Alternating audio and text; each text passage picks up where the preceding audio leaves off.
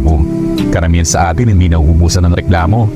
Minsan nga napapaisip ako may utang ba sa atin ang mundo na dapat madali na ang buhay? Walang stress, dapat ba lahat ng bagay sang-ayon sa gusto natin? Pero alam mo kung anong problema dito? Walang garantiya na magiging madali ang buhay para sa'yo.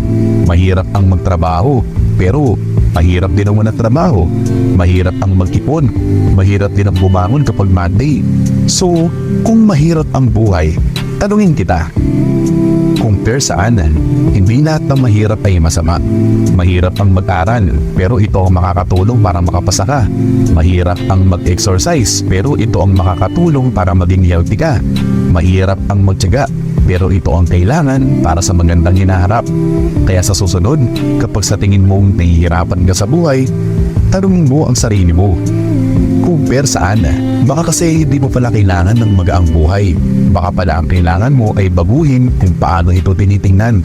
Yakapin mo ang mahirap na buhay. Kasi kung hindi mo kakayarin ang hirap, paano mo makakamtan ang tunay na kahulugan ng buhay?